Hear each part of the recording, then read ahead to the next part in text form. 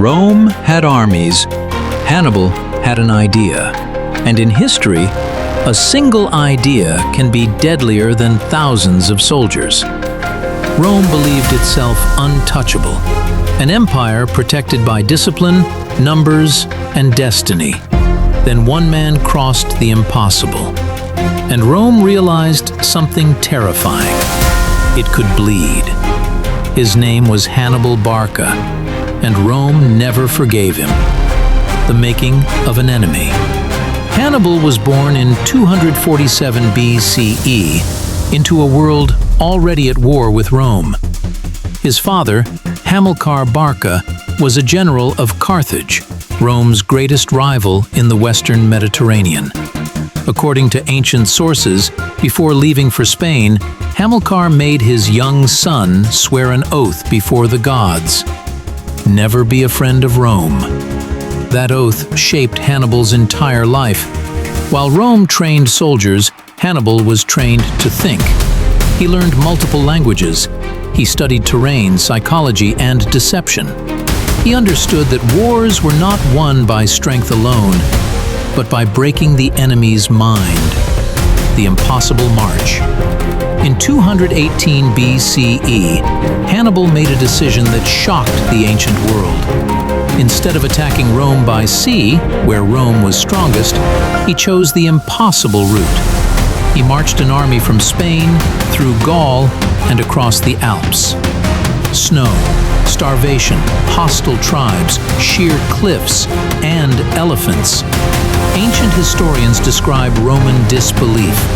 No army had ever crossed the Alps with war elephants.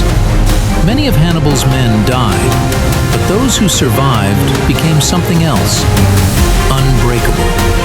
When Hannibal descended into Italy, Rome understood too late. The war had come home. The Battle of Trebia. Rome responded with confidence. They believed Hannibal was exhausted, weak. At the Battle of Trebia, Hannibal proved them wrong. He lured Roman legions into freezing river waters. He hid troops behind the battlefield. And when the Romans advanced, exhausted and disorganized, Hannibal closed the trap. It was not just a defeat, it was humiliation. Lake Trasimene, war without honor. The next year, Hannibal struck again. At Lake Trasimene, he executed one of the greatest ambushes in military history. Roman forces marched between hills and water. Fog covered the land. Hannibal attacked from all sides. There was no formation, no escape. More than 15,000 Romans died in a single morning. Rome was no longer fighting an army. It was fighting a mind. Cannae, the death of an empire's pride. In 216 BCE, Rome gathered one of the largest armies it had ever assembled. Over 80,000 soldiers. They believed numbers would end the nightmare. Hannibal allowed them to believe it. At Cannae, he placed his weakest troops in the center. The Romans pushed forward, exactly as Hannibal wanted. Then his flanks closed in. Cavalry attacked from behind. The Roman army was surrounded. What followed was slaughter. Ancient sources estimate over 50,000 Roman soldiers killed in a single day. Cannae was not just a defeat, it was psychological annihilation. Rome had never experienced fear like this. Why Hannibal did not destroy Rome? After Cannae, the question echoed through history. Why didn't Hannibal march on Rome? The answer is complex. He lacked siege equipment. He lacked reinforcements from Carthage.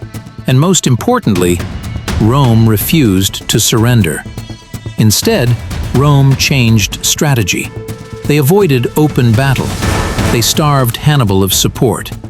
This was not victory. It was survival. The slow fall. For years, Hannibal remained in Italy, undefeated, feared. But war is not only fought on battlefields. Rome attacked Carthage's allies, cut supply lines, turned politics into weapons. Eventually, Hannibal was recalled to defend Carthage itself. At Zama, in 202 BCE, Hannibal faced Scipio Africanus. For the first time, Hannibal was defeated. The war ended, but the fear did not. Rome's revenge. Rome never forgot. Hannibal lived the rest of his life in exile, hunted, watched. When Roman agents finally closed in on him, Hannibal chose death over capture. According to tradition, his last words were, "Let us relieve Rome of her long anxiety." He took poison. Rome won the war. But history remembered the man who almost broke it. Hannibal did not destroy Rome, but he taught Rome fear, and Rome never forgot how that fear felt. Some enemies are never truly defeated. They don't die on battlefields, they live in memory. And for Rome, that memory had a name. Hannibal is at the gates.